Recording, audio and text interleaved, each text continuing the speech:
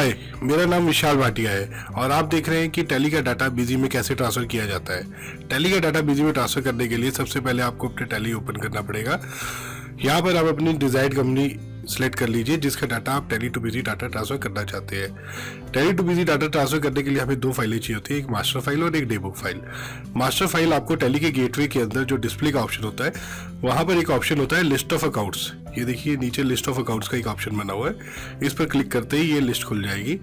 यहाँ पर ये स्टार्टिंग डेट का एक ऑप्शन आ रहा है। ध्यान रखिएगा कि ये स्टार्टिंग डेट वही डेट हो जिस डेट की आप ओपनिंग बिजी में ट्रांसफर करना चाहते हैं। कई बार गलती से अगर मल्टीपल फाइनेंशियल चल रहे हो तो लोग यहाँ पर गलत डेट सेलेक्ट कर लेते हैं जिससे गलत ओपनिंग आ जाते हैं, तो इसलिए एग्जैक्ट डेट ही आप यहाँ पर सेलेक्ट कीजिएगा।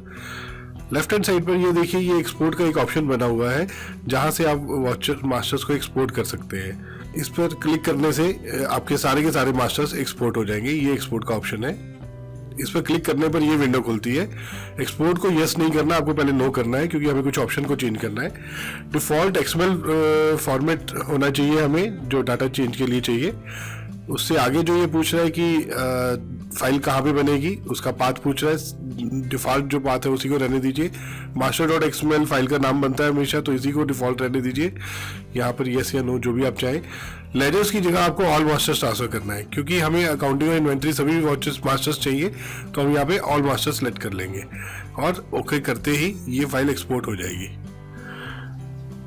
अब ये फाइल हमारी एक्सपोर्ट हो गई है। जो हमारी डिजायर्ड लोकेशन थी सी ड्राइव में टैली ERP 9 के अंदर मास्टर के नाम से ये फाइल बन चुकी है। अब हम इसको क्लोज कर देते हैं और अब नेक्स्ट हमारी रिक्वायरमेंट है डेबुक को एक्सपोर्ट करना। डेबुक को एक्सपोर्ट करने के लिए वापस हम आए और यहाँ पर देखिए ये डेबुक का ऑप्शन बना हुआ है। इस पे एंटर करने पर ये डेबुक खुल जाती है। हम छोटा पीरियड ले लेते हैं, 1 अप्रैल से लेकर 1 मई तक का एक पीरियड ले लेते हैं ताकि हमारा काम डेमो थोड़ा जल्दी हो सके। तो यहाँ पर भी देखिए ऊपर एक्सपोर्ट करने का ऑप्शन है, इसके ऊपर आप क्लिक कर एक्सपोर्ट कर सकते हैं और इस पर क्लिक करने के ऊपर वैसी ही विंडो खुलेगी जैसी मास्टर के टाइम पे खुली थी। इसमें ऊपर के ऑप्शन बिल्कुल सेम है कि डिफ़ॉल्ट लैंग्वेज कौन सी है, फॉर्मेट कौन सा है, वो सब सेम रहने दीजिएगा। फाइल का नाम जो बनेगा वो debug.xml बनेगा।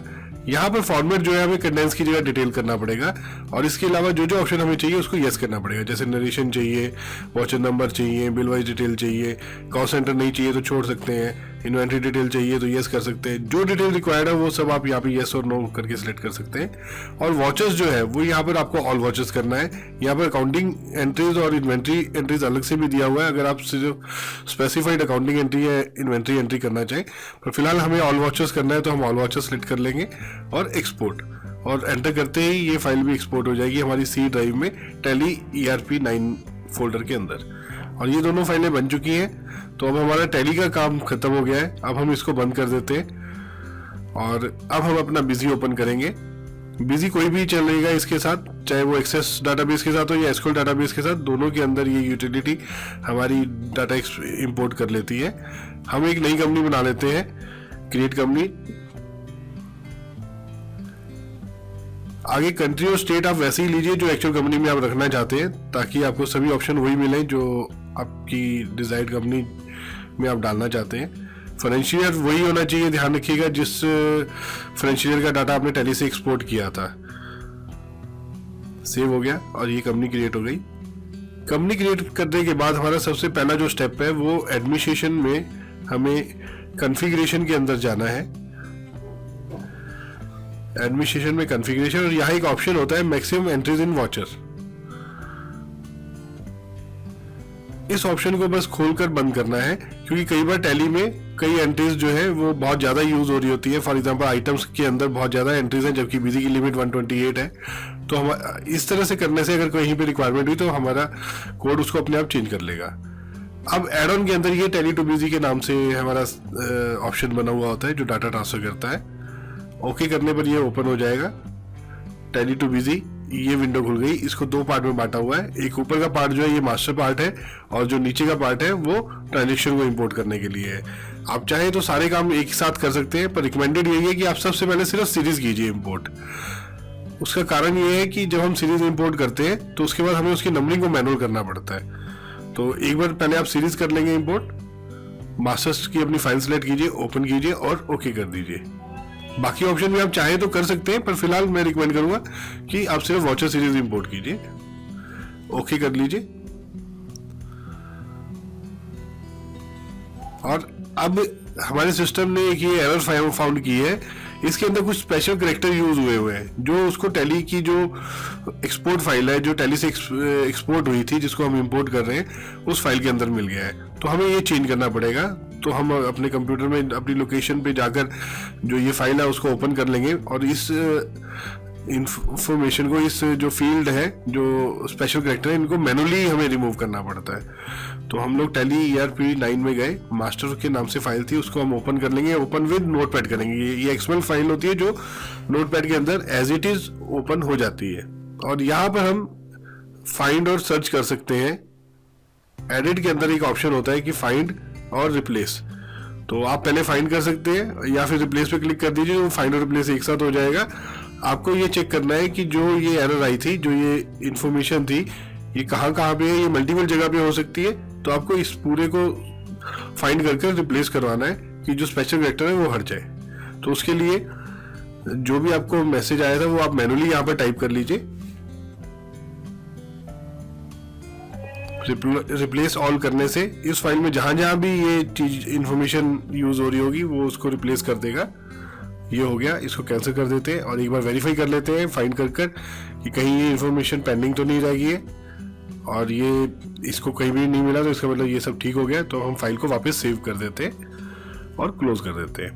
अब हम दोबारा से टैली टू बिजी वाले अपने ऑप्शन के अंदर आएंगे। यहाँ पर हम टैली टू बिजी सेलेक्ट करेंगे और दोबारा से हम सिर्फ वॉचर सीरीज ही इंपोर्ट कर रहे हैं और उसी फाइल को दोबारा से सिलेक्ट कर रहे हैं। इस टाइम पे ये एरर नहीं आनी चाहिए और ये हमारा इंपोर्ट शुरू हो चुका है और कोई एरर नहीं आई। और टोटल जो मास्टर इसने इंपोर्ट किए वो 4 इंपोर्ट किए। 4 सीरीज इसने जो टैली में एक्स्ट्रा थी और बिजी में नहीं थी वो बना दी है इधर।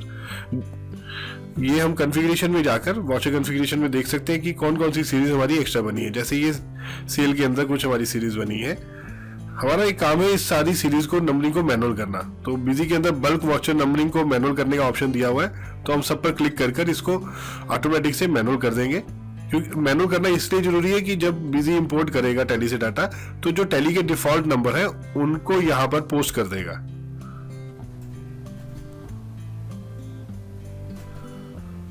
और ये अब हमारा नंबरिंग जो है मैनुअल हो चुकी है। अब हम वापस टैली टू बिजी में जाते हैं और मास्टर सीरीज हम ऑलरेडी कर चुके थे और अब हम चाहे तो बाकी मास्टर्स कर सकते हैं और अगर हम चाहे तो मास्टर के साथ साथ ट्रांजेक्शन्स भी कर सकते हैं। तो हम ये चारों ऑप्शन सेलेक्ट कर लेते हैं, account master group, item master group, और ये फाइल सेलेक्ट कर ली मास्टर के नाम से। इसी तरह से वॉचर्स को इंपोर्ट करने के लिए हम डेबुक वाली फाइल सेलेक्ट कर लेंगे। ब्राउज करने के बाद वो खुल जाता है। डेबुक सेलेक्ट की, ओपन किया और ओके किया और ये अब हमारी मास्टर्स को इंपोर्ट करने की प्रोसेस शुरू हो चुकी है। ये कितना टाइम लेगा इस बात पे डिपेंड करता है कि आपके मास्टर्स कितने हैं। ये चलता बहुत फास्टली है। इसमें ये अकाउंटिंग या इन्वेंट्री के जो मास्टर्स हैं अलग अलग इंपोर्ट नहीं करता, वन शॉट में ही सभी को इंपोर्ट करता रहता है जैसे जैसे आपने ऊपर सेलेक्ट किया हुआ है। तो अल्फाबेटिकली बेसिस पे ये चलता रहता है। और इसमें इस कंपनी में, जिस कंपनी में हम डाटा ट्रांसफर कर रहे हैं, तकरीबन 2700-2800 मास्टर्स हैं।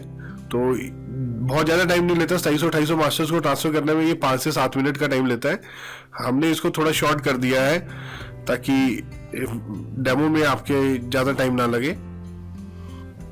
और ये तकरीबन 2000 के करीब मास्टर्स, नीचे मास्टर्स का नाम भी दिखा रहा है, ऊपर नंबर दिखा रहा है कि कितने इंपोर्ट हो चुके हैं। और ये टोटल 2735 मास्टर इंपोर्ट हो चुके हैं। अब इस पे हम ओके कर देंगे। जैसे ही इसने ओके किया, इस आगे क्योंकि हमने ट्रांजैक्शन फाइल सेलेक्ट की हुई थी तो ट्रांजैक्शंस इंपोर्ट होनी शुरू हो गई और उसको सबसे पहले जो सेल मिली है @2% CST की सेल है, जो उसे बिजी में नहीं मिला, उसे मालूम नहीं कि बिजी में इसको किसके साथ किया जाए। तो इसलिए यहाँ पर इसने पूछ लिया है कि बिजी में मैं इसको कहाँ लेकर जाऊँ। आप चाहो तो यहाँ पर जो ये लिस्ट बनी हुई है इसमें से सिलेक्ट कर सकते हो, अदरवाइज आप F3 कर यहीं पर क्रिएट भी कर सकते हो। F3 प्रेस करने से जो बिजी का सेल टाइम क्रिएशन वाली विंडो होती है वो यहाँ पर खुल जाती है और आप अपनी रिक्वायरमेंट के हिसाब से जो भी ऑप्शन रिक्वायर्ड है वो यहाँ पर सिलेक्ट कर सकते हो। आपके मास्टर्स ऑलरेडी बने हुए आ गए हैं क्योंकि हम मास्टर्स को पहले ही इंपोर्ट कर चुके हैं। तो जितने भी मास्टर्स आपके टैली में बने हुए थे वो यहाँ दिखा दिए इसने।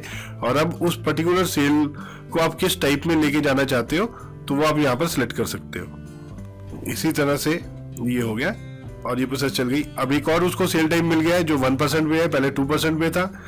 ये भी हम उसी तरह से क्रिएट कर सकते हैं। ये एक पर्टिकुलर सेल टाइप के लिए एक ही बार पूछेगा, बार बार नहीं पूछेगा। जो एक बार आप डिफाइन कर देंगे आगे के लिए वो चीज फिक्स हो जाएगी।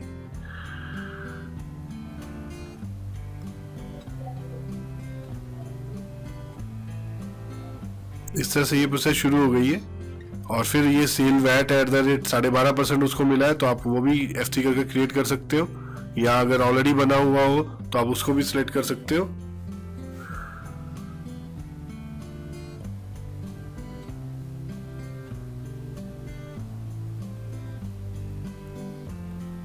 लोकल है या सेंट्रल है, जैसी आपकी रिक्वायरमेंट है। आपको सेल टाइप बनानी आती ही होंगी बिजी में, तो जैसी जैसी आप चाहें वैसी बना सकते हैं, ताकि आपको इंपोर्ट करने के बाद डाटा वैसा ही मिल सके जैसा आपको रिक्वायर्ड है।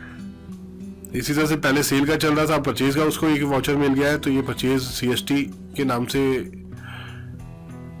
आप क्रिएट कर सकते हो।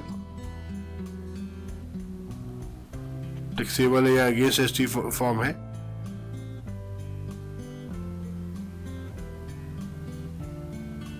और ये प्रोसेस फिर दोबारा से शुरू हो चुकी है। साथ में दिखा रहा है कि कितनी ट्रांजेक्शन्स इंपोर्ट हो चुकी है, और साथ में उसका नंबर भी दिखा रहा है। इसी तरह से ये अब एक और सेल टाइप उसको मिल गई है। जिस पार्टी का हम डाटा ट्रांसफर कर रहे हैं, इस पार्टी ने बहुत सारी सेल टाइप्स और परचेज टाइप्स बनाई हुई थी, तो इसलिए ये बार बार पूछ रहा है। उतनी बार पूछेगा जितनी बार पार्टी ने कोई नया अकाउंट बनाया हुआ है टैली के अंदर सेल का। जितने अकाउंट बनाए हुए उतनी बार ये मल्टीपल ये आपसे पूछेगा कि उसको अकाउंट को बिजी में किस सेल टाइप के साथ इंटीग्रेट करना है। अब ये मास्टर्स की प्रोसेस शुरू हो चुकी है। कुछ डिफॉल्ट बने हो तो आप डिफॉल्ट भी अपनी सेल टाइप या परचेज टाइप सेलेक्ट कर सकते हैं। हमने 1 मंथ का ही डाटा एक्सपोर्ट किया था ट्रांजेक्शन्स को, तो 1 मंथ की इनकी तकरीबन 400 के करीब एंट्रीज थी। बहुत फास्टली हो जाएगा। कुछ हमने स्किप भी किया हुआ है कि आपको प्रोसेस पूरी देखनी ना पड़े, आपके टाइम को सेव करने के लिए।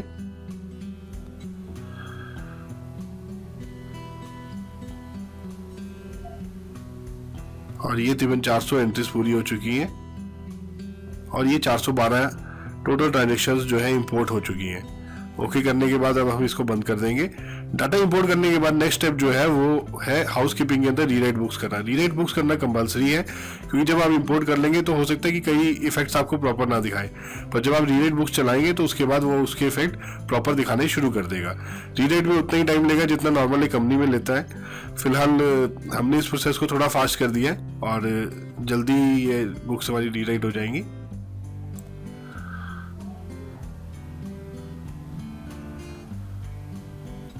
ये अब हमारी बुक्स री रिटर्न हो चुकी है, और ये रेडी टू चेक है। अब आप ओके कर इसको बंद कर दीजिए, और आप बिजी के अंदर चेक कर सकते हैं कि आपकी एंट्रीज कैसे गई। आप सबसे पहले डिस्प्ले में जाकर देख सकते हैं चेकलिस्ट के अंदर कि आपकी जो वॉचर्स हैं वो कितने आए हैं। यहाँ पर ये मंथ वाइज और टाइप वाइज दिखा देगा कि सेल के कितने हैं, परचेज के कितने हैं, और मंथ वाइज भी दिखा देगा। आप टैली के साथ मैच कर सकते हो। इसके अंदर सिर्फ वही वॉचर्स नहीं दिखाएगा जो टैली में कैंसल्ड होते हैं, या फिर अगर किसी कारण से पर्टिकुलर कारण से कोई एरर आ गई है तो वो भी एरर फाइल ये यहीं पे जनरेट कर देता है। अभी फिलहाल कोई एरर नहीं आई तो इसमें पॉपअप नहीं किया था। ये अब हम ग्रुपिंग चेक कर सकते हैं। कैपिटल अकाउंट पे एंटर करेंगे तो उसकी सारी प्रॉपर ग्रुपिंग आ गई। हर ग्रुप अपने आप प्रॉपर बन चुका है और उसकी एंट्रीज प्रॉपर जा चुकी हैं। तो हमने टैली और बिजी के सारे ग्रुपों की आपस में मैपिंग भी कर दी थी, ताकि ग्रुप प्रॉपर पर्टिकुलर ग्रुप में ही जाए। ये हमारी सेल्स अलग अलग टाइप की अलग अलग अकाउंट में चली गई है, परचेज अलग अलग अकाउंट में चली गई है, जो हमारे एक्सपेंसेस बने हुए हैं वो भी अलग अलग अकाउंट में जा चुके हैं। तो ये सारी रिपोर्टिंग आपकी तैयार हो चुकी है। इसके अलावा अगर आप अपना स्टॉक चेक करना चाहें तो आपका जो स्टॉक है वो भी सभी items with complete stock details यहाँ पर आ चुकी हैं। आप देखेंगे ये सारी आइटम्स विद उनका जो जो स्टॉक आपका टैली में था वैसे ही बिजी में आ चुका है। और इसके अलावा आप अपना सेल टैक्स का चेक करना चाहें तो जो भी स्टेट आपने कंपनी क्रिएट करते हुए सेलेक्ट किया था उसके फॉर्म भी बन चुके हैं। जैसे चंडीगढ़ में हमारे 15 नंबर फॉर्म चलता है तो ये 15 नंबर फॉर्म बन चुका है। हर इन्फॉर्मेशन अपनी पर्टिकुलर जगह पे जा चुकी है। इसके अलावा जैसे वैट की कंप्यूटेशन होती है वो सब तैयार हो चुकी है। प्रॉपर, ये सब प्रॉपर ही आएंगी। जैसे ही आपने ऑप्शन इंपोर्ट करते हुए सेलेक्ट किए थे उसी बेसिस पे आएंगी। सी फॉर्म का देखिए रिकॉर्ड क्वार्टरली अगर जिस से लेने हैं उसका लिस्ट वगैरह सब तैयार हो गई है। इसको मैं थोड़ा एस्केप करके जल्दी खोल देता हूँ। ये देखिए, ये आपके सारे सी फॉर्म के ऑप्शंस भी तैयार हैं, विद सी फॉर्म रिमाइंडर वगैरह सब तैयार है। और भी इसके अलावा अगर आप देखना चाहें रिसीवेबल और पेबल सब हो चुका है। और अब हम कुछ ऑप्शन जो हमने स्टार्टिंग में ऑन नहीं किए थे, जैसे आइटम वाइज डिस्काउंट या आइटम वाइज डिस्क्रिप्शन, उसको ऑन कर लेते हैं। तो बिजी में जब हमने इंपोर्ट किया तो ये सब भी ऑप्शन इंपोर्ट हो गए होंगे फील्ड, सिर्फ दिखा इसलिए नहीं रहे होंगे क्योंकि हमने उसको बिजी में ऑन नहीं किया था। अब बिजी में ऑन करते ही आइटम वाइज डिस्काउंट या डिस्क्रिप्शन जो चीज़ें आपने टैली में यूज़ की हुई है वो सारी की सारी बिजी में भी आनी शुरू हो जाएगी। जैसे एक बिल को हमने मॉडिफाई किया है, आइटम पे जाने के बाद ये देखिए इसका प्राइस और उसका डिस्काउंट दोनों प्रॉपर दिखा रहा है। तो ये प्राइस और डिस्काउंट दोनों आ गए हैं। इसी तरह से अगर हम अब देखेंगे लिस्ट में जाएंगे तो हमारी सारी ट्रांजैक्शन विद लिस्ट, ये पूरी लिस्ट खुल गई है, इसमें आ गई है। किसी भी एंटर करने में वो वॉचर खुल जाएगा। और वॉचर में आप देखिए जैसे नरेशन भी इसके अंदर आ चुकी है। तो हर जो इन्फॉर्मेशन टैली के अंदर आपने डाली थी वो हमने कोशिश की है कि पूरी की पूरी इसमें एज इट इज़ आ जाए। Sir thank you for watching this video. अगर आपका इससे रिलेटेड कोई भी फीडबैक या सजेशन है तो आप हमें ज़रूर बताइएगा। Thank you very much.